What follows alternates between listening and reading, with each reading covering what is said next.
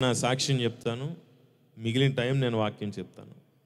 మాది తూర్పుగోదావరి జిల్లాలో ఒక మారుమూల గ్రామము, చాలా వెనకబడినటువంటి గ్రామం. రాజమండ్రి నుండి అన్నవరం వెళ్ళేటువంటి మార్గంలో అతి లోతట్టు ప్రాంతం. ఎప్పటికి కూడా మా గ్రామానికి బస్సు ఫెసిలిటీ లేదు, అంత వెనకబడిన ప్రదేశం.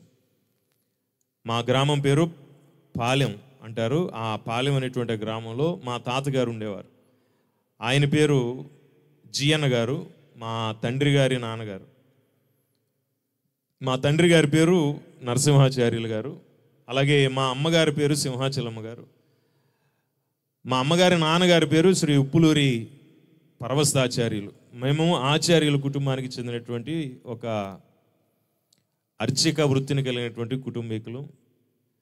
అర్చకులని ట్రైనింగ్ ఇచ్చే ఆచార్యులు అన్నమాట. మా గ్రామంలో మాకు దేవాలయాలు ఉన్నాయి. ఇప్పటికీ వైష్ణవాలయాలన్నీ కూడా మా కుటుంబాల కిందనే నడుస్తున్నాయి. ఇది మా కుటుంబ నేపథ్యం. మా నాన్నగారు నరసింహాచార్యులు గారికి ఒకసారి గుండె వ్యాధి కలిగినప్పుడు, ఆయన యవనస్తుడుగా ఉన్నాడు. వ్యాధికి మందులు అప్పట్లో పెద్ద పెద్ద మల్టీ స్పెషాలిటీ ఆసుపత్రులు లేక ఆయన్ని మందులు 4 వాడారు, తగ్గట్లేదు. అందుకని వాకిట్లో పడుకోబెట్టేశారు. పడుకోబెడితే అందరూ వెళ్ళి చూసి వెళ్ళిపోతున్నారు, బంధువులందరూ. ఆ సమయంలో మా గ్రామం చివర క్రైస్తవులు ఉండేవాళ్ళు. ఆ క్రైస్తవ పల్లె నుంచి ఒక సువార్థికుడు ఉండేవాడు. చర్చిలు లేవు మా గ్రామంలో, మా పల్లెల్లో కూడా చర్చి లేదు. ఒక సువార్థికుడు ఉండేవాడు. ఈ సంఖలో సంచి తగిలించుకుని బైబిల్ తీసుకుని వీధులంతా తిరిగి సువార్త చేసేవాడు. ఆయన మా ఇంటి ముందు నుంచి వెళ్ళటం సంభవిస్తే అక్కడ ఆ వ్యాధిగ్రస్తుడిగా పడి ఉన్న మా నాన్నగారిని చూసి, అరేరే ఎవరో చావు బతుకులు ఉన్నట్టున్నాడు, ప్రార్థన చేద్దామని ప్రార్థన చేసుకుంటూ వెళ్ళిపోయాడు. ఎందుకంటే ఇంట్లోకి రానియరు మా వాళ్ళు. క్రైస్తవులు ఎవరికి మా గృహాలలో ప్రవేశం నిషిద్ధం. మా మామగారు ఉండేదండి, ఆవిడ మహానిష్ట కలిగినటువంటి వ్యక్తి. తెల్లవారుజామున 3 గంటలకి 4 గంటలకి నిద్ర లేచి నీళ్లు కొట్టుకోవడానికి నీళ్ల పంపు దగ్గరికి వెళ్ళేది, బిందె తీసుకుని. 3 బిందెల నీళ్లు పారబోసి 4వ బిందె ఇంటికి తెచ్చేది. ఎందుకమ్మా నీళ్లు పారబోస్తున్నావు అంటే, ఇంతకుముందు ఎవరెవరు కొట్టుకున్నారు ఈ నీళ్లు, వాళ్ళ జాతి ఏంటి మన జాతి ఏంటి, నీళ్ళకి మధ్యలో ఈ 3 బిందెలు గ్యాప్ ఉండాలని. అంటే అంత నిష్టగలిగినటువంటి వ్యక్తి ఆమె. అలాంటి కుటుంబాన్ని దేవుడు ఎన్నుకున్నాడు. మా నాన్నగారికి జబ్బు చేసి పడుకున్నాడు. రోడ్డు మీద నుంచి సువార్థికుడు ప్రార్థన చేసుకుంటూ వెళ్ళిపోయాడు. అదే రోజు రాత్రి దేవుని యొక్క దర్శనం మా నాన్నగారు పొంది తెల్లవారేటప్పటికల్లా ఆరోగ్యవంతుడై లేచి కూర్చున్నాడు. దేవునికి స్తోత్రం కలుగునగా. మా వాళ్ళందరూ ఆశ్చర్యపోయారు. నిన్నటిదాకా అన్నం తింటలే, 3 నెలల నుంచి జబ్బు చేసినాడు, హఠాత్తుగా ఎట్లా వచ్చావు నువ్వు ఆరోగ్యవంతుడిగా అంటే, రాత్రి ఎవరో ఒక ఆయన తెల్లని వస్త్రాలు ధరించుకుని నా గుండె మీద చేయబెట్టి, నేను నిన్ను బాగు చేస్తున్నాను, నువ్వు నా కోసం బ్రతుకు అన్నాడు. వెంటనే జబ్బు తగ్గిపోయింది నాన్నగారు అని చెప్పాడు ఆయన. చెప్తే, తెల్లబట్టలు వేసుకున్న వాళ్ళు అంటే ఊరి చివరు ఉంటారా, వాళ్ళని క్రైస్తవులు అంటారు, వాళ్ళ జోలికి మనం వెళ్ళకూడదు. అందుకనే మన గ్రామంలో దేవాలయ నిర్మాణం జరుగుతుంది కాబట్టి ఈ కార్యక్రమాలన్నీ దగ్గరుండి చూసుకోమని చెప్పేసి ఆయన వెళ్ళిపోయాడు. ఈయనకి ఆలోచన ఏంటంటే, జబ్బు తగ్గించిన వాడి గురించి తెలుసుకోవాలి. ఎందుకంటే ఏ మందు వాడినా జబ్బులు తగ్గలేదు. హఠాత్తుగా ఒక్క రాత్రిలో ఎవడు తగ్గించాడు నాకు జబ్బు, అది తెలుసుకుందామని చెప్పి ఆ ఊరి చివర ఉన్నటువంటి క్రైస్తవ పల్లెలోకి వెళ్ళి అక్కడ తెలుసుకోవడం సంభవించింది. ఎవరు అంటే ఆ సువార్థికుడు చెప్పాడట, అయ్యా నిన్ను బాగు చేసిన వాడు మనిషి కాదు, మానవ జాతి పాప పరిహారం కొరకు రక్తం కార్చిన యేసయ్యే నిన్ను బాగు చేశాడు అని. స్తోత్రం కలుగునగాక. అప్పుడు ఆయన ఆశ్చర్యపోయి, అవును అంత గొప్పవాడా యేసు ప్రభువారంటే? అవునండి అంటే, ఆయన సువార్త వింటం మొదలు పెడితే ఈ విషయం మా తాతగారికి తెలిసింది. ఆయన మహా ఉగ్రుడైపోయాడు. ఊరి చివరు ఉండాల్సిన దాన్ని తీసుకొచ్చి ఊరు మధ్యలోకి ఎట్లా పెడతావురా నువ్వు, నట్టింట్లోకి తీసుకొచ్చావు, ఇంట్లోంచి పోరా అని చెప్పి బయటికి తరిమేశాడు. క్రైస్తవులు ఇళ్లలోకి వెళ్ళారని ఆయన ఇంట్లోంచి తరిమేస్తే అక్కడి నుంచి బయలుదేరి మద్రాసు వెళ్ళిపోయి అక్కడ ఒక బైబిల్ కాలేజీలో జాయిన్ అయ్యి ప్రభువు గురించి మరింత తెలుసుకుని తెలుగు వాళ్ళ మధ్య మద్రాసులో సేవ మొదలు పెడితే కొద్ది కాలంలోనే అనేక మంది రక్షణ పొంది అక్కడ వందలాదిగా తెలుగు వారి మధ్య ఒక బలమైన సంఘం ఏర్పడింది. అక్కడ దేవుడు బహుబలంగా మా నాన్నగారిని వాడుకున్నాడు. ఆయన నరసింహాచార్యులు అనే పేరు నుండి రక్షించబడి కృపారక్షణగా మార్పు చెంది అక్కడ సేవ మొదలుపెట్టాడు.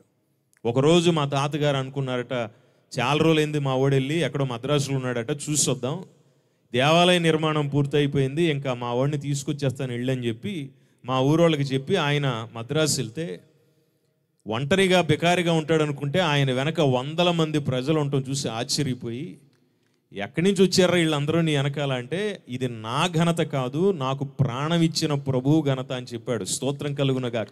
మీరు ఒక కుటుంబం నుంచి నన్ను వెలేశారు, దేవుడు నాకు 100 కుటుంబాలను ఇచ్చాడు అని చెప్పి స్వార్థ చెప్తే, మీ దేవుడు అంత గొప్పవాడా అని అడిగారట. అంటే అవునండి చాలా గొప్పవాడు ఆయన. అంటే ఏదో చెప్పు, ఆయన గొప్పతనం ఏంటో చెప్పు అంటే, సకల లోకములను సృష్టించిన ఆయన ఈ లోక పాప భారాన్ని మోయటానికి ఈ లోకంలో మనిషిగా పుట్టాల్సి వచ్చింది. అంత గొప్పవాడు, అలాంటి చరిత్ర ప్రపంచంలో మరి ఇంకెవరికి లేదండి అని చెప్తే, ఇలాగెళ్ళి అలా తీసుకొచ్చేస్తానని ఊరికి మాటిచ్చి వచ్చినోడు 3 రోజులు మద్రాసులోనే ఉండి 3 రోజులు సువార్త విని బాప్తీసం పొంది బైబిల్ తీసుకుని మా గ్రామానికి వచ్చారు మా తాతగారు. ఆయన మా గ్రామానికి వైష్ణవ గురువు. ఆయనే ముహూర్తం పెడతాడు, ఆయనే మంచి రోజు చూస్తాడు. అసలు మా ఇంట్లోంచి దేవుళ్ళు వెళ్ళలేదు బయటికి ప్రతిరోజు. అలాంటి ఒక కుటుంబాన్ని ఒక అద్భుతమైనటువంటి కార్యం ద్వారా రక్షించిన ప్రభువు మా కుటుంబాన్ని సేవ నిమిత్తం ఎన్నుకుని మా గ్రామానికి మా తాతగారు బైబిల్ తీసుకుని రాగానే మా ఊరోళ్ళందరూ అవాక్కు, ఇదేంటండి మీ చేతిలో బైబిల్ గ్రంథం ఏంటి, మీరు వాళ్ళలో కలిసిపోయారా అని చెప్పి నానా మాటలని వారు మా కుటుంబాన్ని వెలివేశారు. మా గ్రామం నుంచి మీ ఇంటికి ఎవరు రావటానికి వీల్లేదు, మీరు ఎవరింటికి రావటానికి వీల్లేదు, మీ పిల్లలకి పెళ్ళిళ్ళు ఎలాగవుతాయో చూస్తాం, మీరు కులభ్రష్టులయ్యారు, మీరు మతభ్రష్టులయ్యారు, మన మతాన్ని భ్రష్టు పట్టించారు మీరు, అందుకని మీ ముఖాలు మాకు చూపించకండి, శుభకార్యాలకు మిమ్మల్ని చూడం మేమని చెప్పి అన్నప్పుడు వీరు కన్నీరు గార్చి మా అమ్మగారు, నాన్నగారు, తాతగారు ప్రార్థన చేయడం మొదలు పెడితే ఆ పాలెం అనేటువంటి ఆ గ్రామంలో ఒక్కొక్కరు సువార్తకు లోబడి అన్యజనులుగా ఉన్నవారు యేసు ప్రభు అంటే మతం కాదు, మానవ జాతిని మహిమలోనికి నడిపే మార్గం అని తెలుసుకుని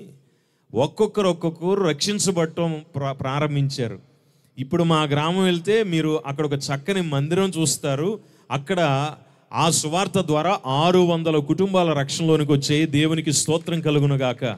మా గ్రామంలో మందిరం అంటే అగ్గి మీద కాలేసినట్టు ఎగిరిపడేటువంటి ప్రజలు మారు మనసు పొంది మమ్మల్ని వెలివేసిన వారు మా సంఘంలో ఫస్ట్ లైన్లో కూర్చుంటారు. వచ్చి ఇప్పుడు అడుగుతారు, అయ్యారు ప్రార్థన చేయండి, మా ఇంట్లో పెళ్లి చేయాలంటే మీరు రండి అని. నేను డేట్ ఇవ్వాలంటే 3 నుంచి 4 నెలల టైం పడుతుంది. మీ ప్రతిపాడు ఈరోజు వచ్చాను కదా, మళ్ళీ మీ ప్రతిపాడు రావడానికి కనీసం నాకు 2 సంవత్సరాల టైం పడుతుంది నా షెడ్యూల్ ప్రకారం. ఎంతటి బిజీగా నేనున్నా నాకు రావడం కుదరదు అంటే వాళ్ళు అంటారు, మీరు వచ్చినప్పుడే పెళ్లి చేసుకుంటాం, అప్పుడే మేము ఈ కార్యక్రమం పెడతాం. ఆ రోజు ఏమన్నారంటే వాళ్ళు, ఆ కుటుంబీకులు, ముఖం చూపించకండి, మీరు మీ శుభకార్యాలకు మేము రాము, మా శుభకార్యాలకు మీరు రావద్దు, మీరు కులభ్రష్టులు అయ్యారన్న వాళ్ళు ఈరోజు యేసు ప్రభు వారిని తెలుసుకుని, ప్రభు యొక్క ఘనతను తెలుసుకుని ప్రభు యొద్ద వారు నమ్మకస్తులుగా బ్రతుకుతున్నారు. మా కుటుంబీకులు అనేక మంది మార్పు చెందారు. మా కుటుంబంలో అనేక మంది రక్షించబడి సేవలో కూడా వచ్చారు. ఈరోజు ఇక్కడికి రావటానికి కారణం కూడా ఆనాడు మా కుటుంబాన్ని రక్షించిన యేసు ప్రభు వారి మహాకృపా కటాక్షాలే. స్తోత్రం కలుగునుగాక. అదే కృప ఈరోజు ప్రతిపాడు అనే ఈ గ్రామానికి విస్తరించడం, రామిరెడ్డి గారిని వారి కుటుంబాలని అన్యజనుల్లో నుంచి రక్షించుకుని ఇలాగా అద్భుతమైన పరిచర్యలు కొనసాగించడం నాకు చాలా సంతోషకరమైనటువంటి విషయం. ఇప్పుడే నేను ఈ సాక్ష్యం, వారు చెప్పిన సాక్ష్యాలు అంటే నా జీవితం మళ్ళీ నా కళ్ళ ముందు కనిపించింది. ఎందుకంటే నేను పుట్టే ప్రభు వారిని రక్షణలో తీసుకొచ్చిన, నేను చిన్నప్పటి నుంచి పాస్టర్ గారు అబ్బాయిగా ఉండేవాడినేమో కానీ ఏనాడు బైబిల్ చదివింది లేదు, దేవుడి దగ్గరికి వెళ్ళింది లేదు. నేను కూడా మ్యూజిక్ వాయించేవాడిని, పాటల టైంలో మ్యూజిక్ వాయించేవాడిని, పాటలు అయిపోయి ఎవరో ఒకరిని వాయిస్తుండేవాడిని పక్కకి. అదొక రకం. చాలా చోట్ల పాస్టర్లు మంచోళ్ళు, వాళ్ళు కొడుకులు తేడాగా ఉంటారండి. నా పరిస్థితి కూడా అదే. మా నాన్నగారేమో సేవకుడు దేవుడికి, నేను లోకానికి సేవకుడు ఉండేవాడిని. భయంకరమైన వ్యసనాలు 1995 సంవత్సరం మొదలుకొని బహు వ్యసన పరుని అయిపోయాను. 96 సంవత్సరం పూర్తయ్యేటప్పటికి మా తూర్పుగోదావరి జిల్లాలో ఎర్రజెండా పార్టీలు ఉండే, అప్పుడు బహుబలంగా ఉండే. ఆంధ్రప్రదేశ్ రైతు కూలీ సంఘం తరపున జనశక్తి అని ఒక పార్టీ ఉండేది. ఆ పార్టీలో నేను జాయిన్ అయ్యాను వారి రిక్వెస్ట్ మేరకు. ఎందుకంటే వాళ్ళకి ఆఫర్ ఇచ్చారు. ఆఫర్ ఏంటంటే ఎక్కడ ఖాళీ ప్లేస్ కనపడితే అక్కడ ఎర్ర జెండా వేసారా, తెల్లారేటప్పుడు గుడిసెలు వేసేద్దాం అన్నారు. ఇదేదో కాన్సెప్ట్ బాగుందని చెప్పి నేను ఒక కుర్రోళ్ళ టీంని ఎంటబెట్టుకుని మా తూర్పుగోదావరి జిల్లాలో ఆల్మోస్ట్ 50 ఎకరాలు నేను ఒక్కనే ఆక్రమించాను. అక్కడ ఇంటర్మీడియట్ పూర్తయ్యేటప్పటికి మా అమ్మగారు కన్నీటి ప్రార్థన, వీడి ఏమైపోతాడో అర్థం కావట్లేదు, ఎందుకు ఇలా తయారయ్యాడు వీడని కన్నీటి ప్రార్థన, మా నాన్నగారి ప్రార్థన దేవుడు విన్నాడు. 99వ సంవత్సరంలో నేను కేంద్ర ప్రభుత్వంలో ఉద్యోగం సంపాదించుకున్నాను. సెంట్రల్ గవర్నమెంట్లో జాబ్ చేస్తుండగా 99 నుంచి 2001వ సంవత్సరం వరకు నేను అక్కడ జాబ్ చేశాను. 2001వ సంవత్సరంలో దేవుడు నన్ను సేవ కొరకు పిలిచినప్పుడు నేను నా ఉద్యోగానికి రాజీనామా చేసి ముంబై నుంచి నేరుగా చిలకలూరుపేటకు వచ్చి సువార్తను ప్రారంభించాను 2001లో. అప్పటి నుంచి 2024 వరకు 54 సంఘాలు స్థాపన చేయడానికి దేవుడు నాకు కృప చూపించాడు. అనేక రాష్ట్రాలలో సువార్త ప్రకటించడానికి కృప చూపించాడు. ఇప్పటి వరకు ఇలాగా నడిపిస్తున్నాడు. ఇదంతా కేవలం దేవుని మహాకృప. సమస్త స్తుతి, మహిమ, ఘనత, ప్రభావములు యేసుకే చెల్లును గాక. ఒకసారి చేతులు గట్టిగా స్తోత్రం చెప్పగలరా? నేను పెద్దగా చదువుకోలేదండి, కానీ బైబిల్ మాత్రం చదువుకున్నాను. దేవుడు ఎలాగుంటాడో, దేవుని యొక్క తత్వం ఏంటో తెలుసుకోవడానికి అనేక గ్రంథాలు చదివాను. ఏ పుస్తకం దొరికితే ఆ పుస్తకం చదివేశాను. నేను ఏ బైబిల్ని అయితే నమ్మి ఇప్పటి వరకు నడుస్తున్నానో, నా కుటుంబాన్ని ఏ దేవుడైతే రక్షించాడో ఆయన గురించి లోతుగా తెలుసుకోవాలని ఆశపడ్డాను. క్రైస్తవ సమాజాన్ని చూసినప్పుడు ఒక్కొక్కసారి సిగ్గుపడాల్సిన పరిస్థితులు వస్తే ఆశ్చర్యపోయాను. ఖచ్చితంగా దేవుడు అన్నవాడు ఉన్నాడు, ఆయన ఒక గొప్ప శక్తిమంతుడు. ఆయనను గురించి సంపూర్ణంగా తెలుసుకోవాలని తపనపడి 2001లో నుంచి దాదాపుగా 7 సంవత్సరాల పాటు నేను ఈ పుస్తకాల పరిశోధన చేయడం మొదలుపెట్టాను. సేవ చేస్తూనే లోతైనటువంటి భావాన్ని తెలుసుకోవడానికి ప్రయత్నించాను. నాకు అర్థమైన విషయం ఏంటంటే, యేసుక్రీస్తు అనేటువంటి ఆయనలో పాపము లేదు. యేసుక్రీస్తు అంతటి పరిశుద్ధుడు ప్రపంచంలో లేడు. దేవునికి స్తోత్రం కలుగునగాక. అందుకని నేను ఒక క్రైస్తవుడిగా యేసు ప్రభు సువార్త ప్రకటిస్తూ ఈ గ్రామాలు తిరుగుతూ వచ్చాను. ఈరోజు రాత్రి మీ ప్రతిపాడు గ్రామానికి వచ్చాను. కాబట్టి దేవుడు ఈ మాటలు మన హృదయాలలో స్థిరపరుచునుగాక. ఎంతమంది వినటానికి సిద్ధంగా ఉన్నారు? వెళ్ళిపోమంటారా? వింటారా? స్తోత్రం చెప్పండి ఒకసారి. రేపు ఒక 1 నెల రోజులు 2 నెలల తర్వాత ఎమ్మెల్యేలు ఇలాగే చెయ్యెత్తి అధ్యక్ష అంటారు, మీలాగే సేమ్. అంత అద్భుతంగా మీరు ఒప్పుకుంటున్నారు. కానీ చెవులు మాత్రమే పనిచేయకూడదు, బ్రెయిన్ పనిచేయాలి. దేవుని మాట హృదయంలోనికి వెళ్ళాలి. ఈరోజు రాత్రి నేను చెప్పే విషయాలు శ్రద్ధగా వినండి. నేను చెప్పేది కొంచెం కఠినంగా ఉంటుంది. ఆపరేషన్ చేసినప్పుడు నొప్పి వచ్చినట్టు నొప్పి వస్తుంది కొంచెం. అప్పుడు ఎప్పుడైనా లోపల కుళ్ళు ఉందనుకోండి, చెడిపోయింది ఉందనుకోండి, డాక్టర్ ఏం చేస్తాడు? కత్తిరతో కోసేసి ఆ లోపల చెడు బయటేసి కుట్లు వేసేస్తాడు. నొప్పిగా ఉంటుందా, హాయిగా ఉంటుందా? మత్తు ఉన్నంతసేపు హాయిగా ఉంటుంది. మత్తు వదిలిపోయిన తర్వాత అప్పుడు మనకి ఆ నొప్పి తెలుస్తుంది. నేను ఒకవేళ మాట చెప్తే అది నొప్పిగా అనిపించవచ్చేమో, కానీ మీకు ఆత్మీయంగా ఖచ్చితంగా ఆరోగ్యం వస్తుందని నేను ఖచ్చితంగా చెప్పగలను. స్తోత్రం కలుగును గాక. ఎందుకంటే రామిరెడ్డి గారు, వారి కుటుంబం, వారి యొక్క సేవ పరిచర్యలు బలమైనటువంటి వాగ్దానాలతో వారు ముందుకొచ్చారు. ఈరోజు నేను విన్న సాక్ష్యాలను బట్టి ఎంతగానో నేను ఆనందపడ్డాను. ఎందుకంటే ఒకనాడు నేను వ్యసనపరుడుగా ఉన్నా. నేను రోజుకి కనీసం 25 నుంచి 30 సిగరెట్లు కాల్చేవాడిని, తెల్లారితే రాత్రి పడుకునేదాకా. విపరీతమైన తాగుడు వ్యసనం ఉండేది. నాకు బోల్డ్ మంది స్నేహితులు ఉండేవాళ్ళు. కానీ దేవుడు ఒక్క రాత్రిలో నా జీవితం మార్చేసాడు. దేవునికి స్తోత్రం కలుగును గాక. సింగిల్ నైట్ 2001వ సంవత్సరంలో ఒక్క రాత్రిలో దేవుడు నా జీవితాన్ని మార్చి తన సేవ కొరకు పిలిస్తే అన్నిటిని విడిచిపెట్టుకుని నేను వచ్చాను. అప్పటి నుంచి ఇప్పటి వరకు నేను సువార్త ప్రకటిస్తుండగా ప్రభు యొక్క కార్యాలు కళ్ళారా చూశాను. ఇవాళ రాత్రి ప్రతిపాడు గ్రామానికి చుట్టుపక్కల నుంచి వచ్చిన మనకు ఈ మాటలు ఆశీర్వాదకరంగా ఉంటాయని నేను భావిస్తున్నాను. బైబిల్ గ్రంథాలు ఉంటే ఒకసారి తెరవండి దయచేసి. ఎఫెసీ పత్రిక 5వ అధ్యాయము 15వ వచనం ఒకసారి మనం చదువుదాం. ఎఫెసీలకు రాసిన పత్రిక 5వ అధ్యాయము 15వ వచనం. దినములు చెడ్డవి కనుక చదవండి. దినములు చెడ్డవి కనుక మీరు సమయమును పోనీయక సద్వినియోగము చేసుకొనుచు అజ్ఞానుల వలె కాక జ్ఞానుల వలె నడుచుకొనున్నట్లు జాగ్రత్తగా చూచుకొనుడి. స్తోత్రం కలుగును గాక. జాగ్రత్తగా వినండి. మా పూర్వీకులు ఒక మాట చెప్పేవాళ్ళు. అంటే నేను మా సాక్ష్యం చెప్పటానికి కారణం కూడా ఏంటంటే, నేను కొన్ని సంస్కృత విషయాలు చెప్తాను. అవి మీకు అర్థం కావాలంటే ముందు నేను ఎక్కడి నుంచి వచ్చానో తెలియాలి కాబట్టి మీకు ఈ విషయం చెప్పాను. పెద్దలు ఒక మాట చెప్తారు, యో భూతం చ భవ్యం చ సర్వం యశ్చాది తిష్టతి స్వర్యస్య చ కేవలం తస్మై జ్యేష్ఠాయ బ్రహ్మణే నమః అని చెప్పి ఒక మాట అనేవాళ్ళు. ఆ మాటకి అర్థం చెప్తాను వినండి. యో భూతం చ భవ్యం చ సర్వం యశ్చాది తిష్టతి స్వర్యస్య చ కేవలం తస్మై జ్యేష్ఠాయ బ్రహ్మణే నమః అంటే అర్థం ఏంటంటే, జరిగినది, జరుగుతున్నది, జరగబోయేది ఎరిగిన వాడు ఒక్కడే. భూత భవిష్యత్తు వర్తమాన కాలాలను ఎరిగిన వాడు ఒక్కడే ప్రపంచంలో. ఆయన సర్వ సృష్టికి ఆది సంభూతుడై ఉన్నాడు. జ్యేష్ఠాయ అంటే మొదటివాడు అని అర్థం. ప్రకటన గ్రంథంలో మనకి చెప్పబడుతుంది, మొదటివాడను కడపటివాడను నేనే అన్నారు కదా, అదే మాటని జ్యేష్ఠాయ అన్నారు సంస్కృతంలో.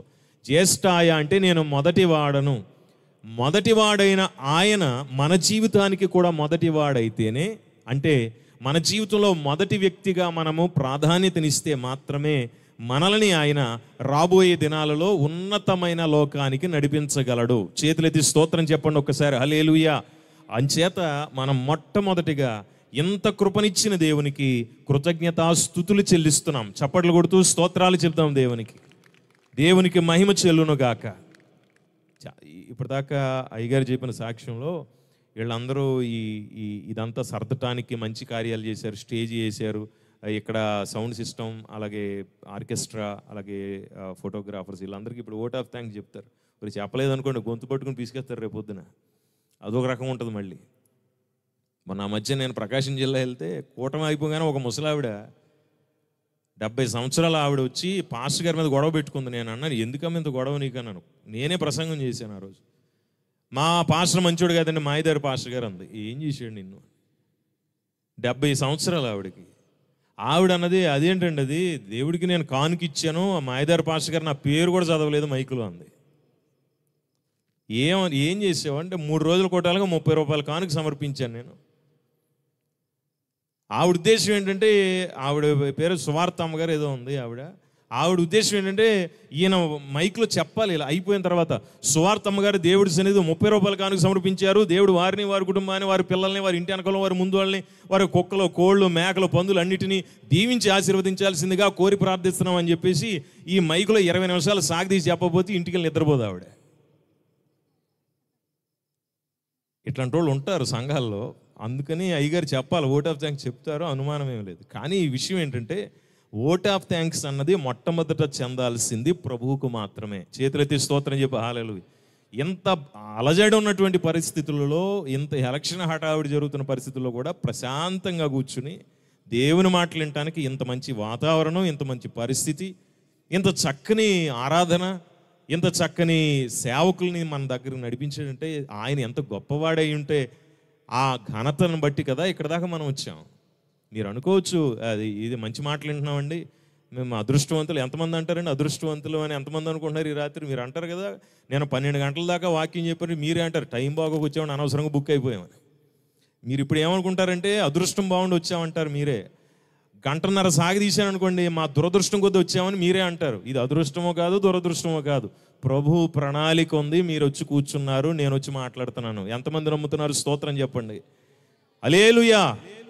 ఈరోజు ఈ మాటలు మీ హృదయాల్లో భద్రం చేయబడాలి, ఫిక్స్ అయిపోవాలి. ది ప్రాక్టికల్ క్రిస్టియానిటీ కావాలి. మూర్ఖమైన క్రైస్తవత్వం మనకొద్దు. ఊరికే డబ్బా కొట్టుకునే క్రైస్తవత్వం వద్దు. యేసు గొప్పవాడు, యేసు అద్భుతం, అవన్నీ కాదు. నువ్వు సంగతి ఏంటి? నీ జీవితం ఎలాగుంది? నీ జీవితం దేవునిని తెలుసుకున్న తర్వాత దేవునికి అనుకూలంగా బ్రతకగలుగుతున్నావా? దేవుడు ఎలాగ బ్రతకమని మాట్లాడాడో ఆ జీవితం నీ దగ్గర ఉందా? ఇది నేర్చుకోవడానికి ఇక్కడ దాకా మనం వస్తున్నాం. ఎందుకంటే నువ్వు ఘనతను గ్రహించినా గ్రహించకపోయినా సృష్టికర్త అయిన దేవుడు గొప్పవాడే, ఏ అనుమానం లేదు. Praise the Lord. అవును కదండి. ఆయన నువ్వు అసలు గుర్తించకపోయినా ఆయనే గొప్పవాడు. ఒక డిక్షనరీ ఉంటుందండి, సంస్కృతాంధ్ర నిఘంటువు అని ఒక పుస్తకం ఉంటుంది. దాంట్లో భగవంతుడు అనే మాట ఒకటి ఉంటుంది. భగవంతుడు అనే మాటకి అర్థం, ఆ సంస్కృతాంధ్ర నిఘంటు డిక్షనరీలో ఏమనుంటుందంటే ఉత్పత్తించ పోషంచ వినాశంచ భూతానాం ఆగతించ వేత్తి విద్యామ విద్యాంచ సదాచ్యో భగవానితి అని ఉంటుంది. దాని అర్థం ఏంటంటే పుట్టించేవాడు, పోషించేవాడు, జ్ఞాన అజ్ఞానాలకు మధ్య భేదం తెలియపరిచేవాడు, నువ్వు ఎలాగ బ్రతకాలో ఎక్కడ బ్రతకాలో నిర్ణయించేవాడు, ఆఖరికి టైం అయిపోతే ఇక్కడి నుంచి పైకి తీసుకెళ్ళిపోయేవాడు. ఆయన భగవంతుడు, నీవు భక్తుడివి. ఆయనకి నీకు అంత తేడా ఉంది కాబట్టి ఆయన్ని గుర్తు చేసుకుని గ్రహించడమే భక్తుల యొక్క లక్షణం. స్తోత్రం చెప్పండి ఒకసారి. ఇవాళ చాలామంది భక్తి పేరు మీద భుక్తి కోసం ప్రయత్నాలు చేస్తున్నారు. ఈవేళ భక్తి కూడా బిజినెస్ అయిపోయింది కాబట్టి భారతదేశంలో దేవాలయాలకు లోటు లేదు, దేవుడికి చోటు లేదు అన్నట్టు ఉంది. ఎక్కడ చూడండి చర్చిలుగా, సందున చర్చిలే. దేవుడు మాత్రం కనపడ్డా ఎక్కడ కదండి. దేవాలయాలకు లోటు లేదు, దేవుడికి చోటు లేదు. మనమే దేవాలయం అని ఆయన అంటున్నాడు, మనమేమో మనం కట్టిన దేవాలయ గొప్పలని మనం అంటున్నాం. దేవునికి ప్రాధాన్యతనివ్వాల్సిన పరిస్థితుల్లో మనం ఇవాళ ఉన్నాం. దేవునికి ప్రాధాన్యతనిస్తే ఈ మాటలు మన హృదయాల్లో భద్రం చేసుకుంటాం. వింటున్న వారు ఒకసారి స్తోత్రం చెప్పండి గట్టిగా. మనం ఒక మాట చదివాను చూసారా, దినములు చెడ్డవి గనుక మీరు సమయమును పోనీక సద్వినియోగం చేసుకుని అజ్ఞానుల వలె కాక జ్ఞానుల వలె నడుచుకున్నట్లు జాగ్రత్తగా ఉండండి అన్నాడు. ఎందుకంటే టైం దగ్గరకు వచ్చింది కాబట్టి. దీన్ని బైబిల్ గ్రంథంలో కడవరి కాలము అంటారు. చెప్పండి ఒకసారి. మీరు వెళ్ళిన తర్వాత ఏం చెప్పాడండి మీ పాస్టర్ గారు అక్కడ అంటే, అయ్యో మంత్రాలు తంత్రాలు ఏం చెప్తున్నాడండి అని అనకండి. నేను తెలుగులో చెప్తాను, అర్థం చేసుకోండి. ఏం కాలం అంటారు దీన్ని బైబిల్లో? కడవరి కాలం. ఇది మన భారతీయ సాంప్రదాయంలో వాళ్ళు కలికాలం అంటారు. ఏం కాలం? చలికాలం కాదు, కలికాలం. ఇంకెక్కడ చలి అయిపోయింది. 52 డిగ్రీలు వస్తుంది అంటారు రేపొద్దున. డిగ్రీ చదివిన వాళ్ళు కూడా ఉడతల్లాగా అయిపోతారు ఈ 52 డిగ్రీలకి. మనం ఈ కాలంలో ఉన్నాం, కలికాలం. దీన్ని బైబిల్ గ్రంథంలో కడవరి కాలం అంటారు. మీరు బాగా పల్లెటూరులు వెళ్తే నాటు భాషలో దీన్ని పోయే కాలం అంటారు. ఏం కాలం? ఇదేం తప్పు మాట కాదండి. పోయే కాలం అంటే ఎందుకు అంటారంటే, వాళ్ళు ధర్మం కనపడకుండా పోయే కాలం, మంచితనం కనిపించకుండా పోయే కాలం, ఒక్కడు కూడా సత్యవంతుడు కనపడకుండా పోయే కాలం వస్తుంది కాబట్టి దీన్ని పోయే కాలం అన్నారు. పెద్దోళ్ళు బుర్ర ఉన్నోళ్ళు, అందుకనే వాళ్ళు మంచి మంచి మాటలు చెప్తారు, మనకు అర్థం కాక వ్యర్థమైపోతాం. ఈ కడవరి కాలంలో మీరు చేయాల్సిన పని ఏంటంటే జ్ఞానం నేర్చుకోండి అన్నాడు. ఏం నేర్చుకోవాలి అంటే ఏంటి జ్ఞానం అంటే, నేను డిగ్రీ చదివానండి, ఇంజనీర్ చదివాను, చాలా మన వాళ్ళంతా BA CA MA BA BD CD cigarette board చదువుతున్నారు మన కుర్రోళ్ళు రోడ్డు మీదకి పోతే. అసలు మామూలు చదువులు కాదు అవి. ఇన్ని చదువులు చదువుతున్నారు, కానీ ఈ చదువులు పొట్టకూటికి ఉపయోగపడుతున్నాయి, కానీ ఈ పొట్టను తయారు చేసిన దేవుని తెలుసుకోవడానికి మాత్రం పనికి రావట్లేదు. అందుకనే అసలు జ్ఞానము అంటే అర్థం ఏంటంటే, నిన్ను ఎవడు పుట్టించాడో, నిన్ను ఎవడు పోషిస్తున్నాడో, నిన్ను ఎవడు ఇక్కడి నుంచి తీసుకెళ్ళిపోతున్నాడో ఆయనను గూర్చి తెలుసుకోవటమే జ్ఞానం. స్తోత్రం చెప్పండి ఒక్కసారి, హల్లెలూయా. అందుకని ఇందాక నన్ను ఉత్పత్తించ పోషంచ వినాశంచ అంటే అర్థం అదే. పోషించేవాడు, పుట్టించేవాడు, పోషించేవాడు.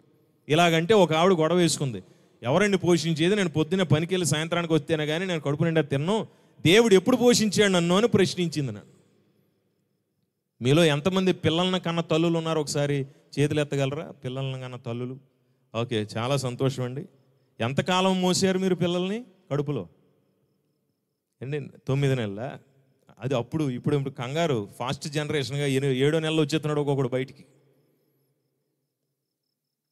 ఈయన మళ్ళీ ఆ పెట్టిలో పెట్టేవాళ్ళు మనకి. Fast generation. అందుకే అట్లాంటి వాళ్ళు అందరూ నెల తక్కువడాన్ని తిట్టేవాళ్ళు మా పెద్దవాళ్ళు. నిజమండి, నెల తక్కువడాన్ని ఎందుకు తిట్టారంటే వీడి కంగారు ఎక్కువ అని. వీడు 9వ నెలలో రావాల్సినప్పుడు 7వ నెలలో వచ్చేసాడు బయటికి. అందుకనే వాడిని నెల తక్కువడా, ఎవరైనా కంగారు పనులు చేస్తున్నాడు అనుకో హడావిడిగా, ఒరే నెల తక్కువడా అని తిట్టేవాళ్ళు పూర్వకాలం. అదేం పెద్ద తిట్టేం కాదు, కంగారు ఎక్కువ అని అర్థం అంతే. సరే, 9 నెలలు మోసారు అన్నారుగా. సరే 9 నెలలు మోసారు కదా, మిమ్మల్ని అందరూ ఒక ప్రశ్న వేస్తాను, సమాధానం చెప్పండి. ఈ 9 నెలల్లో ఏ ఒక్క రోజైనా కడుపులో ఉన్నవాడు తిన్నాడే లేదా అని ఆలోచించారా? మీరు పళ్ళాలు తినడమే చూసుకుంటారు. మళ్ళీ ఒక పెద్ద హడావుడి ఒకటి ఉంది మన భారతదేశంలో. కడుపుతో ఉన్న వాళ్ళు ఏదైనా కోరుకుంటే వెంటనే తీసుకొచ్చి పెట్టేయాలండి. వీళ్ళు బిర్యానీలు, మామిడికాయలు, చింతకాయలు, చీపురు కట్టలు చాలా అడుగుతారు వీళ్ళు. వీళ్ళు అడిగినప్పుడల్లా అన్నీ తీసుకురావాలన్నారని చెప్పేసి కడుపు నిండా తినటమే కానీ కడుపులో ఉన్నవాడు తిన్నాడా లేదా అని ఎవరు పట్టించుకోలేదు. ఈ 9 నెలలు నిన్ను నీ తల్లి గర్భములో పెంచినవాడు ఆ దేవుడే. స్తోత్రం చెప్పండి ఒక్కసారి. హల్లెలూయా. సృష్టికర్తే. లేకపోతే నువ్వెక్కడ పెరుగుతావు అక్కడి నుంచి? మీ అమ్మ నీకు ఎప్పుడైనా స్పూన్తో తినిపించింది అనుకుంటున్నావా? లేదు. పోషించేటువంటి పోషకుడు ఆయన. నువ్వు అవునన్నా కాదన్నా, నువ్వు నమ్మినా నమ్మకపోయినా నీ సృష్టికర్త వలన మాత్రమే నువ్వు సజీవంగా ఉన్నావు. ఇందులో ఎటువంటి అనుమానం లేదు. దేవుణ్ణి తెలుసుకోవడమే జ్ఞానం. దేవుణ్ణి తెలుసుకోవడానికి ఎక్కడికి వెళ్ళాలండి అని అంటే ఎక్కడికి వెళ్ళొద్దు. నువ్వు ఎక్కడ కూర్చున్నావు అక్కడ తెలుసుకోవడానికి ఒక అద్భుతమైన సృష్టి మనకుంది. ఆకాశంలో సూర్యుడిని చూడగానే కొంతమంది మా పూర్వీకులు ఉదయం లేవగానే, అబ్బా సూర్యుడా నువ్వు వచ్చావయా నీకు నమస్కారం అనేవాళ్ళు. మా పూర్వీకులు అనేవాళ్ళు ఉదయం లేవగానే. కానీ సూర్యుడిని చూడగానే మీకు గుర్తు రావాలి, సూర్యుడే ఎంత శక్తివంతుడైతే సూర్యుడిని చేసిన వాడు ఎంత శక్తివంతుడై ఉంటాడు. కొట్టు చాపట్లు కొట్టు, స్తోత్రాలు చెప్పు దేవునికి. చంద్రుడే ఎంత చల్లని వాడైతే చంద్రుడిని చేసిన వాడు ఎంత చల్లని వాడై ఉంటాడు. మా వాళ్ళు కీబోర్డు ప్యాడ్ తబలా వాయిస్తుంటే నేను వాళ్ళ ఉద్యోగం చూసి నేను కూడా పాట పాడాను యాక్చువల్గా. లేకపోతే నేను పాట పాడనివ్వండి కాదు. వాళ్ళు నెంబర్ 1 ప్లేయింగ్. చాలా I love you so much, your playing is very nice. So వాళ్ళు చాలా అద్భుతంగా. ఇప్పుడు మీరు ఎప్పుడైనా మీరు వచ్చి నొక్కండి చూద్దాం. పత్తిపాడులోని కుక్కలు మొత్తం బయలుదేరి వస్తాయి ఇక్కడికి. ఎందుకంటే ఇదేదో మన భాషలాగే ఉందని. మీకు జ్ఞానం ఇచ్చాడు. సౌండ్ సిస్టమ్ పెట్టే కుర్రోడు అక్కడ ఉన్నాడు. ఆ అబ్బాయి సిస్టమ్ సరిగ్గా పెట్టకపోతే నా స్వరాలన్నీ అరుపుల్లాగా వినపడతాయి మీకు. అదొక జ్ఞానం. ఇక్కడ ఫోటోగ్రాఫర్ ఉన్నారు, ఈయన చక్కగా చూపించలేదంటే ముక్కు వంకర మూతు వంకర కనపడుతుంది. ఇది ఒక జ్ఞానం. స్టేజ్ కట్టింది ఒక జ్ఞానం. ఎల్ఈడి స్క్రీన్ పెట్టిన వాళ్ళు ఒక జ్ఞానం. ఇక్కడ ఉన్న వాళ్ళందరూ ఒక్కొక్కరు ఒక్కొక్క జ్ఞానం. మీరు కూడా ఆడవాళ్ళు మళ్ళీ చెప్పట్లేదు అయ్యగారు అంటారేమో, మీకు గొప్ప జ్ఞానం ఉంది. వంట బాగా చేస్తారు మీరు. అలా అనుకుని మేము తినేస్తుంటాం రోజు, లేకపోతే తినలేం కాబట్టి. మీరు మళ్ళీ తర్వాత గొడవలకు రాకండి, ఇది ఒరిజినాలిటీ. ఇది స్తోత్రం కలుగును గాక. ఎంత జ్ఞానము నీకుంటే, ఎంత జ్ఞానవంతుడు నువ్వైతే నిన్ను చేసినోడికి ఎంత బుర్ర ఉండాలి. ఇంకా దేవునికి స్తోత్రం కలుగును గాక. మనమే గొప్ప జ్ఞానులు అని విర్రవీగిపోతే నిన్ను చేసినోడికి ఎంత జ్ఞానం ఉంటుందిరా. ఇంకా ఎంత జ్ఞానం ఉంటుంది. మా ఆడపిల్ల చాలామంది యవనస్తురాళ్ళు ఉన్నారు ఇక్కడ. ఉదయం లేవగానే అద్దం ముందు కనీసం అరగంట, సాయంత్రం గంటన్నర మినిమం అక్కడ గడుపుతారు. ముందుకు ఒకసారి తిరిగి, వెనక్కి తిరిగి, పక్కకి తిరిగి, ముందుకెళ్ళి వెనక్కి వెళ్ళి గంట సేపు. రాత్రి పడుకున్న వాళ్ళు పొద్దున ఏమైపోద్ది నీ మొహం ఎవడెత్తిపోయాడు అయినా కూడా అద్దం ముందు నిలబడి ముక్కు ఇక్కడ మచ్చ వచ్చిందా, మోటం వచ్చింది, ఏదో సరే మంచిదే, తప్పేం కాదు. మీరు అద్దం ముందు గడుపుతారు. మీరు చాలా సౌందర్యంగా ఉన్నారు. You are so beautiful and so handsome boys. మంచిది. మీరే ఎంత అందంగా ఉంటే మిమ్మల్ని చేసినోడు ఎంత అందంగా ఉంటాడు. దేవుని ఘనత నీ కళ్ళారా చూడ. ఎక్కడికి వెళ్ళినా, ఏది చూసినా, ఇక్కడ కనపడుతున్న సృష్టిలో ప్రతి ఒక్కటి దేవుని మహిమను నీకు చూపిస్తూనే ఉంటాయి. చూడాలి కానీ చేతులెత్తి స్తోత్రం చెప్పు. హల్లెలూయా. దేవుని గురించి జ్ఞానం నేర్చుకోవడానికి ప్రపంచమే ఒక పాఠశాల. నీకు ప్రతి క్షణము నీకు ఒక అనుభవ జ్ఞానం ఇస్తున్నాడు దేవుడు. ఆయన ఉన్నాడని నీవు తెలుసుకోవాలంతే. ఎప్పుడైతే దీనిని మనం తెలుసుకుంటామో దీన్ని మనం జ్ఞానంగా తీసుకోవాలి. చెప్పండి, దేవుడు ఉన్నాడు అని చెప్పండి. అమ్మ వింటున్నారా? చెప్పండి ఒకసారి. దేవుడు ఉన్నాడు. గట్టిగా చెప్పాలి. దేవుడు ఉన్నాడు. అందుకే నేను ఇంకా బతుకున్నాను అంటే ఆయన సంకల్పం ఉంది కాబట్టి. మన కరోనాలో ప్రతిపాడులో వాళ్ళు అందరూ చాలామంది చనిపోయారు కదండి. మరి మనం ఎందుకు బతుకున్నట్టు? మనం ఏమైనా మొక్కలు ఎక్కువ తింటామండి అందుకనే బలంగా ఉన్నాను? ఏం కాదండి. మొక్కలు కొట్టేవాడు కూడా చచ్చిపోయాడు. మీరు అనుకుంటారు కొంతమంది. అంటే నేను మందులు వాడుతున్నానండి, ఇంజక్షన్లు, మందుల షాప్ వాళ్ళు కూడా చచ్చిపోయారు. లేదండి మా ఇంట్లోనే పెద్ద డాక్టర్ ఉన్నారు అందుకని ఇంజక్షన్లు చేసాడు బతికాం. ఏం డాక్టర్లు చచ్చిపోయారు. నువ్వు బ్రతికున్నావంటే కారణం ఏంటంటే దేవుని సంకల్పం నీకు ఇంకా ఆయుష్కాలం ఇచ్చింది. అందుకని నువ్వు బ్రతికున్నావు. దీన్ని బట్టి అయినా సరే ప్రతి క్షణం దేవుడు ఉన్నాడని నువ్వు గుర్తు చేసుకోవాల్సిందే. స్తోత్రం చెప్పి ఒక్కసారి హల్లెలూయా. ఎంతకు మించి ఇంకేం కావాలి ప్రూఫ్ దేవుడు ఉన్నాడు అంటానికి? నీకంటే బలవంతులు చనిపోయారు, నీకంటే జ్ఞానవంతులు చనిపోయారు, నువ్వు ఇంకా బ్రతికున్నావు. దేవుని సంకల్పం నిన్ను బ్రతికిస్తుంది. ఎంతకాలం ఉండాలో నిర్ణయిస్తాడు. టైం అయిపోయిన తర్వాత నిన్ను తీసుకెళ్ళిపోతాడు. మరి కొంచెం టైంలో నువ్వేం తెలుసుకోవాలి? ఇంకొక 10 నిమిషాలు మీరు వింటానంటే చివరి మాటలు చెప్తాను. ఎంతమంది వింటారో ఒకసారి చేతులు ఎత్తండి, స్తోత్రం చెప్పండి. బైబిల్కి మూలమైన మాట చెప్పేస్తున్నాను. The basic and the most important word of God. చాలా ఇంపార్టెంట్ మాట. యేసు ప్రభు కూడా చెప్పాడు, బైబిల్ అంతట్లో ఇదే ముఖ్యం అని చెప్పాడు ఆయన. అది ఏంటో చెప్తాను. మార్కు సువార్త 12వ అధ్యాయం తెరవండి. మార్కు సువార్త 12వ అధ్యాయం తెరవండి. మీరు ఇక్కడ జాగ్రత్తగా వింటే మీకు ఉపయోగపడుతుందండి. మాకు అవసరం లేదనుకుంటే ఇది ఉపయోగపడదండి. ఎందుకంటే పెద్దలు అంటారు, యథాచారి తదాభవతి, సాధుకారి సాధుర్భవతి అని. నువ్వు ఏ విత్తనం వేస్తావో అదే పంటను కోస్తావు. ఈరోజు నువ్వు మంచి ఆలోచన అనే విత్తనాన్ని ఇక్కడ తీసుకొచ్చావు. దేవుడు నీకు అద్భుతమైన ఆత్మీయమైన పంటను ఇవ్వబోతున్నాడు. నమ్మిన వారు స్తోత్రం చెప్పండి, హల్లెలూయా. ఈ 3 దినాల ఆరాధనలు, ఈ నతానీయుల మహోత్సవాలు ఇక్కడున్న అనేక మంది యొక్క జీవితాలు మార్చేయబోతున్నాయి. నేను ప్రార్థనలో గమనించినది. స్తోత్రం కలుగునుగాక. ఎందుకంటే మనం వచ్చింది కేవలం టైంపాస్కి కాదు. దేవుని మాట మన హృదయంలోకి వెళ్తుంది. అదే సృష్టి చేసింది, అదే సృష్టిని తీసుకెళ్తుంది, అదే సృష్టిని ముగించబోతుంది. ఆ దేవుని మాటలోకి మనం వచ్చాం.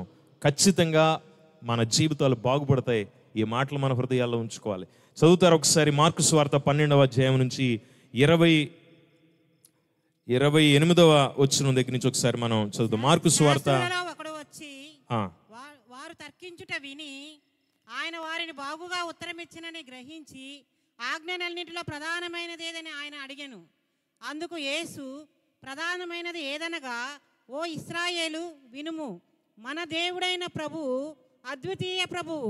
నీవు నీ పూర్ణ హృదయముతోనూ, నీ పూర్ణ ఆత్మతోనూ, నీ పూర్ణ వివేకంతోనూ, నీ పూర్ణ బలముతోనూ నీ దేవుడైన ప్రభువును ప్రేమింపవలెనన్నది ప్రధానమైన ఆజ్ఞ. రెండవది, నీవు నిన్ను వలె నీ పొరుగు వారిని ప్రేమింపవలెనన్నది రెండవ ఆజ్ఞ. దేవునికి స్తోత్రం కలుగునుగాక. బైబిల్ అంతా కలిపి ఇంతసేపు ప్రసంగం వద్దులండి, 2 ముక్కల్లో తేల్చేయండి అన్నాడు ఆయన ఎవరో వచ్చి. ఎందుకంటే 1.5 గంటల ప్రసంగాలు, షార్ట్ రీల్స్ కావాలి. అప్పట్లోనండి 1.5 గంటల ప్రసంగం చేసేవాళ్ళు సేవకులు, చక్కగా వినేవాళ్ళు. ఆ తర్వాత 1 గంట ప్రసంగాలు వచ్చాయి చర్చిల్లో, అది కూడా వినేవాళ్ళు. ఆ తర్వాత ఇప్పుడు టీవీ ప్రోగ్రాంలు వచ్చినాయి. ఎంతసేపు వస్తుందండి ప్రసంగం? 1.5 గంటకి తగ్గించారు. సరే, అది కూడా బాగానే ఉందనుకున్నాం. ఇంకా అక్కడి నుంచి యూట్యూబ్లోకి వచ్చి షార్ట్ అని చెప్పారు, 15 నిమిషాలే. సరే, అది కూడా బాగానే ఉందనుకున్నాం. ఈ మధ్యన రీల్స్ అని పెట్టారు, 30 సెకండ్లు. అంటే 1.5 గంటల ప్రసంగం వినే దగ్గర నుంచి 30 సెకండ్ల వాక్యం దాకా వచ్చేసామంటే మన ఓర్పు సహనం ఎంత దారుణంగా ఉందో చూడండి. దేవుని మాట వినాలి మనం. బైబిల్ గ్రంథం యొక్క ముఖ్యమైన 2 పాయింట్లు. 1, నీవు నీ దేవుడైన యెహోవాను పూర్ణ హృదయముతో, పూర్ణ ఆత్మతో, పూర్ణ బలంతో, పూర్ణ వివేకముతో ప్రేమించాలి. 2, నిన్ను వలె నీ పొరుగు వారిని ప్రేమించాలి. ఈ 2 నేర్చుకోవటానికి నీవు దేవుని మందిరానికి వెళ్ళాలి. ఈ 2 నేర్చుకున్న తర్వాత జీవితం మార్చుకోవాలి. ఈ 2 అనుసరిస్తూ బ్రతకాలి. ఈ 2తోనూ నీ యొక్క మరణాన్ని నువ్వే నిర్ణయించుకోవాలి. ఎలాంటి మరణం కావాలో కూడా, ఎక్కడికి వెళ్ళాలో కూడా నువ్వే డిసైడ్ చేసుకోవాలి. స్తోత్రం కలుగునుగాక. ఏమంటే మనం పైకి వెళ్ళాలా, కిందకి వెళ్ళాలా? మనకు తెలుసు బాగా. మా పూర్వీకులు పురాణాల్లో కొన్ని లోకాలు ఉన్నాయని చెప్పేవాళ్ళు. పురాణాల్లో 16 లోకాల ప్రస్తావన ఉంది. భూమి క్రింద అతల వితల సుతల రసాతల తలాతల మహాతల పాతాళం అనే 7 లోకాలు, భూమి పైన భూలోక భువర్లోక సువర్లోక సత్యలోక జనర్లోక తపోలోక మహాలోకం అని 7, పైన స్వర్గము, కింద నరకము, మొత్తం 16 లోకాలు ఉన్నాయని పురాణాల్లో ఉంది.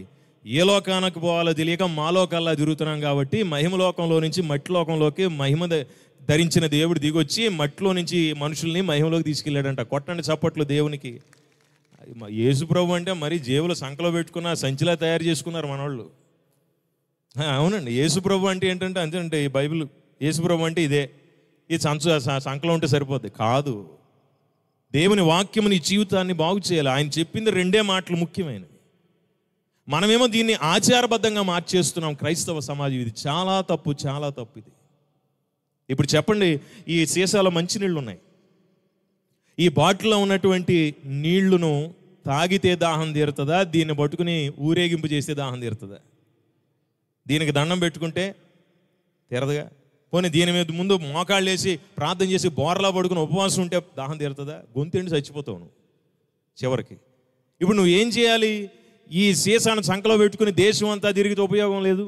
ఇది పక్కలో వేసుకుని పడుకుంటే ఉపయోగం లేదు, ఇది దిండి కింద పెట్టుకుంటే ఉపయోగం లేదు, నీవు సంచులు వేసుకుని తిరిగితే ఉపయోగం లేదు. దీంట్లో ఉన్న జీవము కలిగినటువంటి జలము నీ గొంతును తడపాలి. అలాగే యేసుక్రీస్తు ప్రభువారు చెప్పిన జీవ జలముల ఊట అయిన వాక్యము నీ సంకలోకి కాదు, నీ హృదయంలోకి రావాలి. చేతులెత్తి స్తోత్రం చెప్పి ఒక్కసారి. ఇవాళ బైబిల్ని పట్టుకోవడం కూడా ఫ్యాషనే కాదండి. దేవుడు అద్భుతమైనటువంటి మాట మనకి చెప్పాడు. నాతో పాటు చెప్పండి. పూర్ణ హృదయముతోను, పూర్ణ ఆత్మతోను, పూర్ణ బలముతోను, పూర్ణ వివేకముతోను నీ తండ్రి అయిన యెహోవాను ప్రేమించాలి. ఎవరిని ప్రేమించాలి? సృష్టికర్తను నువ్వు ప్రేమించాలి. నిన్ను ఎవరు పుట్టించారో ఆయన ప్రేమించాలి. మనకేమో ప్రేమలు మామూలుగా అసలు దేశమంతా ప్రేమే. పొద్దున్న చూస్తే సాయంత్రానికి ఐ లవ్ యూ అని చెప్పేసి వాళ్ళు ఎక్కువైపోతున్నారు. మళ్ళీ తెల్లారి మెసేజ్ ఐ హేట్ యూ అయిపోయింది. ఒకరోజే ప్రేమ. ఇక పెళ్ళిళ్ళు ప్రేమలైతే ఇక చూసేదే లేదు. పెళ్ళైన కొత్తలో కాళ్ళు నొక్కుతాడు, నడువు నొక్కుతాడు, చేతులు నొక్కుతాడు. ఆ తర్వాత 15 రోజుల తర్వాత పీక కూడా నొక్కుతాడు వాడు. ప్రేమ తగ్గింది. ఎందుకంటే అమ్మాయిని పాపం అప్పుడు నలుగేసి చక్కగా చేప రుద్దినట్టు రుద్దుతారండి, పెళ్లి కూతురులో కనపడాలి కాబట్టి. మళ్ళీ బ్రైడల్ మేకప్ అని ఒకటి ఉంది, 50,000 రూపాయలు ఇచ్చి బ్రైడల్ మేకప్ వేస్తారు, ఒరిజినాలిటీ ఉండదు. వీడికేమో 2 రోజుల తర్వాత మేకప్ పోతే లవోదీపం అంటాడు. అమ్మ బాబు ఎలా ఉంది ఏంటని. మీరు ఒరిజినాలిటీ చూపించాలండి ఎక్కడైనా. అలాగే ఫేక్ చేయకూడదు. ఎవరు దేవుని పిల్ల అసలు చేయకూడదు. మేకప్లు మానేయండి. దేవునికి ఉన్నదున్నట్లే కనపడాలి. స్తోత్రం చెప్పండి ఒకసారి. ప్రేమ ఉదయం పూస్తే సాయంత్రం వాడిపోయే పువ్వులాగా తయారైంది. కానీ దేవుని మీద నీకున్న ప్రేమ నువ్వు ఇచ్చే కానుకలను బట్టి కానీ, నువ్వు మాట్లాడుతున్న మాటలను బట్టి కానీ, లేక నువ్వు ఇచ్చే వెండి బంగారాలను బట్టి కానీ కాదు. నీ హృదయమును దేవునికి ఇవ్వటాన్ని బట్టి మాత్రమే వస్తుంది. అది ఒక్కటే స్వీకరిస్తాడు దేవుడు. స్తోత్రం కలుగును గాక. ప్రపంచంలో నువ్వు ఇచ్చే అర్పణలలో శ్రేష్టమైన అర్పణ ఏదైనా ఉందంటే వెండి బంగారాలు కాదండి. నిన్ను నీవు దేవునికి సమర్పణ చేయాలి. నీవే దేవుని యొక్క ఆలయంగా మారిపోవాలి. ఇది నీవు కావాలి దేవుడికి. నువ్వు ఇచ్చేది కాదు, నీవే కావాలి దేవునికి. ఎందుకంటే ఆయన తన స్వరూపమందు నిన్ను తయారు చేసుకున్నాడు, నన్ను తయారు చేసుకున్నాడు. మనం దారి తప్పిన వారిగా తిరుగుతున్నాం గనక మనల్ని దేవుడు మరలా కావాలని కోరుకుంటున్నాడు గనక ఇప్పుడు మనం చేయాల్సిన ఫస్ట్ పాయింట్ ఏంటంటే మనం దేవునిని హృదయపూర్వకంగా ప్రేమించాలి. దేవునికి ప్రాధాన్యతనివ్వాలి. దేవునికి నీ జీవితంలో మహిమ చెల్లించాలి. నువ్వు మాట్లాడే మాట, చూస్తున్న చూపు, నడిచే నడక, పడుకునే పడక, వెళ్ళేటువంటి ప్రదేశము, వేసుకునే వస్త్రధారణ కూడా నీ యొక్క దేవునికి మహిమకరంగా ఉండాలి. అది నీవు దేవుణ్ణి ప్రేమించడం అంటే. స్తోత్రం కలుగునుగాక. దేవుడు ఆదివారం వెళ్ళిపోతాం, శుక్రవారం వెళ్ళిపోతాం, దేవుణ్ణి ప్రేమించినట్టే కదా. చర్చికి వచ్చిన వాళ్ళందరూ భక్తులని ఎలాగనుకుంటాడు దేవుడు అసలు? మీ ఊరు వచ్చేటప్పుడు మా ఊరు దాటేసిన తర్వాత ఒక చిన్న చెరువు కనపడింది. అక్కడ జాలరోళ్ళు వలేస్తున్నారు. ఆ వలలోనికి చేపలు పడుతున్నాయి, పురుగులు, కప్పలు, రకరకాల చిన్న చిన్న పురుగు లాంటివన్నీ పడుతుంటే ఆ జాలరోళ్ళు ఏం చేస్తున్నారంటే మంచి చేపలను తీసుకుని అవన్నీ పక్కన పడేసి ఆ చేపల వరకు తీసుకుని వెళ్ళిపోతున్నారు. వలలో పడ్డవని మంచి చేపలు కాదు, బైబిల్ పట్టుకున్న వాళ్ళందరూ భక్తులు కాదు. దేవునికి నచ్చాలి, దేవుడు నిన్ను మెచ్చాలి. దేవునికి అనుకూలమైన దేహము, అనుకూలమైన మనస్సు నీకు కలిగి ఉన్నప్పుడు నువ్వు పూర్ణ హృదయముతో, పూర్ణాత్మతో, పూర్ణ వివేకముతో, పూర్ణ బలముతో నువ్వు ప్రేమిస్తున్నావని ఆయన నమ్ముతాడు. అంతేగాని పాస్టర్ గారు రికమెండేషన్ చేస్తున్నారు కదా అని చెప్పేసి ప్రభువు నిన్ను నమ్మడు. నిన్ను పరిశీలన చేస్తున్నాడు ప్రతి క్షణం. ఆయన కనుదృష్టి లోకమందంతటా సంచరిస్తుందట. నిన్ను గమనించి నీ యొక్క జీవితంలో ఉత్తమమైన కార్యాలు చేయటానికి సిద్ధంగా ఉన్నాడు. ఇప్పుడు నువ్వు చేయాల్సింది ఏంటంటే నీ పూర్ణ హృదయముతో దేవునిని నువ్వు ప్రేమిస్తానని మాట ఇవ్వగలగాలి. నమ్మిన వారు స్తోత్రం చెప్పండి గట్టిగా ఒక్కసారి. హల్లెలూయా. పూర్ణ హృదయముతో దేవునికి మనము ప్రేమనివ్వాలి. ఆ మధ్యన ఎవరో ఒక యవనస్తుడు నా దగ్గరకు వచ్చాడు. అన్న, నాకు యేసుప్రభు అంటే చాలా ఇష్టం అన్న, కావాలంటే చూడని ఇలాగ చొక్కా బట్టను చింపేస్తే ఆ వెనకాల యేసు అని పచ్చబొట్టు ఉంది ఇక్కడ గుండెల మీద. వాడు అన్నాడు, నాకు యేసుప్రభు అంటే ఇంత ప్రేమ అన్నాడు. నేనన్నాను, ఒరే పైనే ఉన్నాడా, యేసుప్రభు లోపల కూడా ఉన్నాడా అని అడిగా. అదేందన్న అంత మాట అన్నావు నువ్వు అని.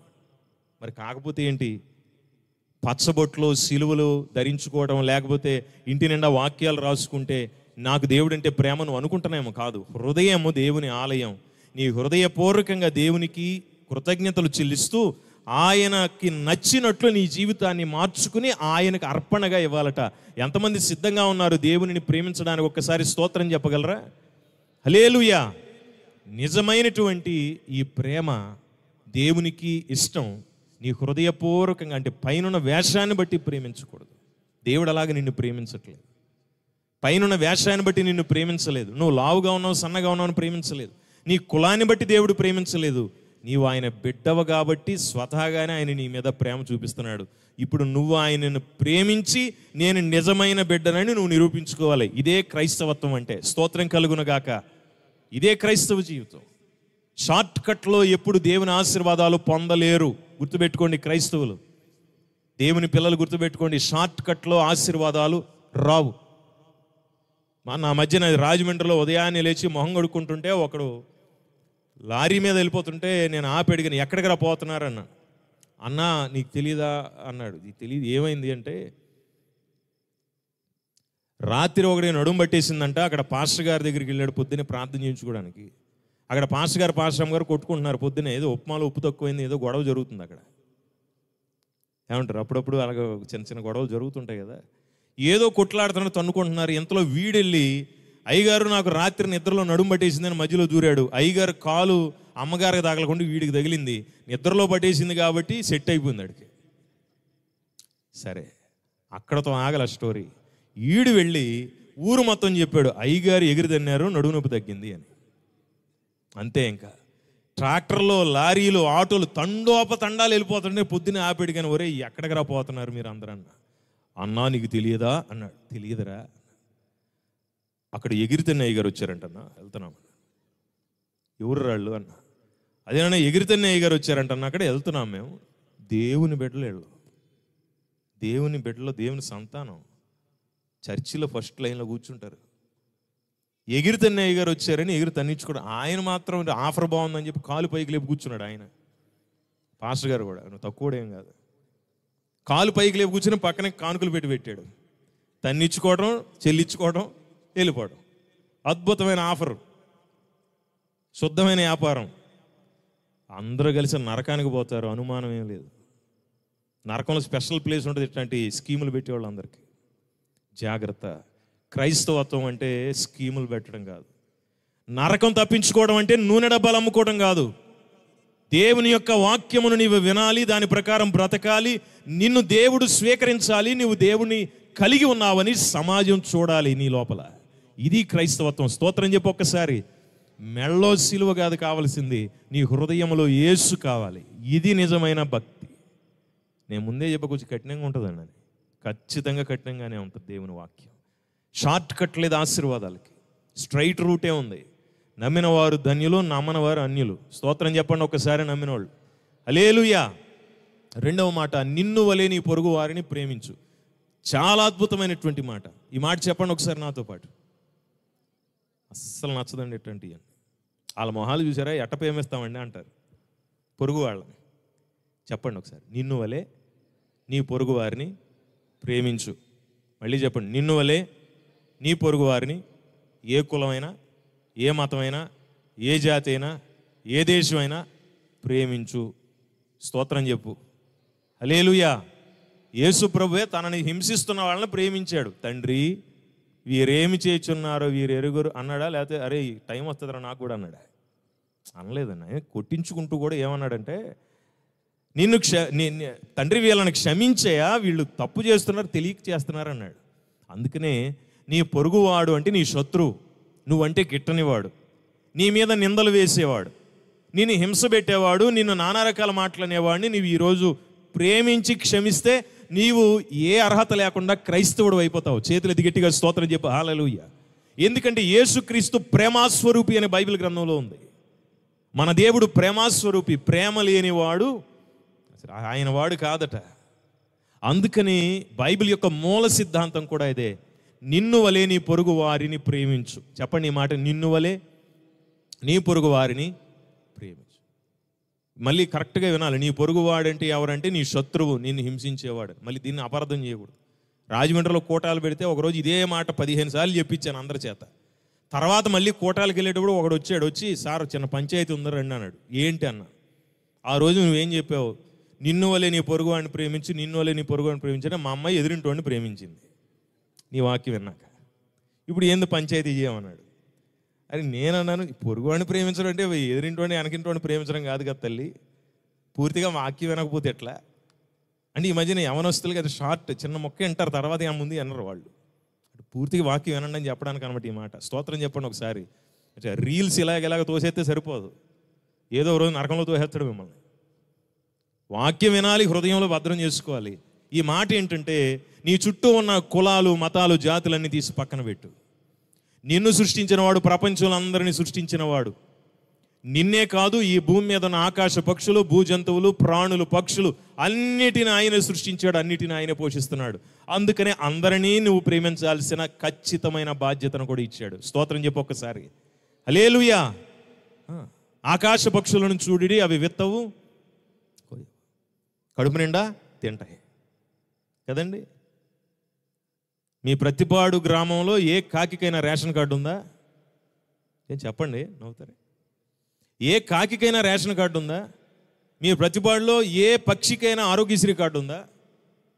మీ గ్రామంలో ఏ జంతువుకైనా ఆధార్ కార్డు ఉందా? ఏమీ లేదు. కానీ అవి కంటి నిండా తింటున్నాయి, కంటి నిండా నిద్రపోతున్నాయి, కడుపు నిండా తింటున్నాయి. ఎలాగ సాధ్యం ఇది అంటే, అవి తన సృష్టికర్తను ప్రతిదినం గుర్తు చేసుకుని కృతజ్ఞతలు చెప్తున్నాయట ఉదయాన్నే. స్తోత్రం చెప్పి ఒక్కసారి గట్టిగా. మర్చిపోయింది మనం కడుపు నిండా తిని, అన్నిటినీ అనుభవిస్తూ మర్చిపోతుంది మనము దేవుణ్ణి. ఆయన అంటాడు, దేవుడు ప్రేమస్వరూపి అయి ఉన్నాడు. నీవు ప్రేమ చూపిస్తే దేవుని వ్యక్తివి, కాకపోతే దేవుణ్ణి ఎరిగిన వాడు కాదు.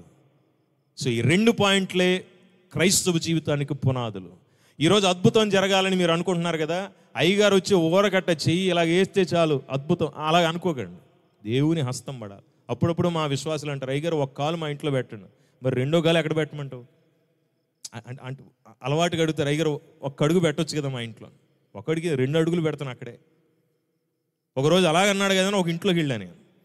ఇంట్లోకి వెళ్ళేటప్పుడు అక్కడ అల్మరా ఉంది, షెల్ఫ్లో వాడు కన్యా మరియా అని చెప్పేసి మరియ తల్లి ఉంది. మరియ తల్లి ఒళ్ళో యేసు ప్రభుతో ఒక బొమ్మ పెట్టాడు, ఒక దండేసాడు, ఒక క్యాండిల్ వెలిగించాడు. పక్కన యేసు ప్రభు బొమ్మ పెట్టాడు, దండేసాడు, క్యాండిల్ వెలిగించాడు. ఏడ సంపాదించాడు కానీ నా ఫోటో పెట్టాడు, నాకు దండేసాడు, నాకు కూడా క్యాండిల్ పెట్టాడు. మీరు ఎప్పుడైనా చూసుకున్నారా మీ ఫోటో దండ? నేను చూసుకున్నాను, మా వాళ్ళ పుణ్యం అని. మా విశ్వాసి వాడు కరెక్ట్గా వారమే అయింది దేవుని మందిరానికి వచ్చి. వీడికి ఎక్కడ పుట్టిండో బుద్ధి. మరీకి దండ వేసాడు, యేసు ప్రభు పట్టమని దండ వేసాడు, నా ఫోటోకి దండ. నేను అడిగిన, అరే గుండె ఆగిపోయిందిరా నన్ను చూసి, ఎంత మనిషి కనపడుతుంటే నా ఫోటోకి దండేసి ఏమైందిరా నీకనంటే, అన్న నువ్వు దేంట్లో తక్కువ అన్నా? ఒక మరియా, ఒక యేసు ప్రభు, ఒక నువ్వు, ముగ్గురు ఒకటే నాకన్నాడు. మళ్ళీ అంటాడు, అన్న అంత మాట అనమాకంటే రోజు దీపం పెడుతున్నాను అన్నాడు. అద్భుతమైన విశ్వాసం. దైవ సేవకుల్ని దేవుడితో సమానం చేసే అంత విశ్వాసం. నరకాగ్నిలో కాలిపోతారు, జాగ్రత్త. నేను చెప్పాను, ఒరే నువ్వు అర్జెంటుగా తీసి బయట వేయకపోతే నిన్ను నన్ను టికెట్ లేకుండా తీసుకుపోతాడు నరకానికి, తీసేయి అన్నాను. అదేం నన్ను అంత మాట అంటావు? దైవజనుడు అంటే నాకు ఇష్టం, మంచిది. దైవజనుడు అంటే నాకు ప్రేమ, మంచిది. దైవజనుడు అంటే నాకు భక్తి, రాంగ్. దేవునికి చెందవలసిన మహిమను ఆయన ఎవరికి ఇచ్చువాడు కాదు. ఆయన పౌరుషవంతుడైన దేవుడు. స్తోత్రం చెప్పు గట్టిగా. ఎవరి మహిమను ఎవరికి ఇస్తున్నావు నువ్వు? నీకు దైవ సేవకుడికి నచ్చితే నీకు దండం పెట్టుకో, వెళ్ళి వందనాలు చెప్పు, వాళ్ళతో పాటు ఉండు, సేవ చేయ, పరిచర్య చేయ, వారికి సహాయం చేయి. నువ్వు ప్రార్థించాల్సిన, పూజించాల్సిన వాడు మాత్రం ప్రభు ఒక్కడే. స్తోత్రం కలుగును గాక. ఇవాళ దేవునిని ప్రేమించాలి, దేవునిని ఉన్నతమైన వాడిగా ప్రేమించాలి. 2, నీ పొరుగు వారిని నువ్వు ప్రేమించాలి. ఈ 2 చూపించండి చాలు. ఎవరి రికమెండేషన్ లేకుండా ఈ రాత్రే మీకు అద్భుతాలు మొదలైపోతాయి. ఎంతమంది నమ్ముతున్నారు? స్తోత్రం చెప్పగలరా? ఒక్కసారి దేవునికి మహిమనివ్వండి అంతే. మీ హృదయంలో పరిపూర్ణంగా దేవునిని చేర్చుకోండి. దేవుడు మన జీవితాలని అద్భుతంగా నడిపించబోతున్నాడు. ఈ మాటలను దేవుడు దీవించి మన వినికిడులు ఆశీర్వదించి బహుగా ఫలింపచేయునుగాక. ఆమేన్, ఆమేన్. తలలో ఉంచండి, చిన్న ప్రార్థన చేసుకుందాం. దేవుడు మాట్లాడిన ప్రతి మాటను బట్టి ఈ రాత్రి దేవుడు మనతో అద్భుతమైనటువంటి సంగతులను మాట్లాడుతూ వస్తున్నాడు. ఈ 3 దినాలు దేవుడు ఎన్నో విషయాలు, సంగతులు మనకి చెప్పాడు. ప్రభువా, అవును, నేను నిజంగా నిన్ను ప్రేమిస్తాను ఈ రోజు నుండి, హృదయపూర్వకంగా. అలాగే నా పొరుగు వారిని కులమతాలతో సంబంధం లేకుండా నేను ప్రేమిస్తాను. ఇది నాకు నువ్వు నేర్పించావు, నీకు స్తోత్రాలు. ప్రభువా నీ యొక్క కృపను, నీ మహిమను నేను మరికి ఎవరికి పంచేవాడిని కాదు, నీకే మహిమ చెల్లిస్తున్నాను.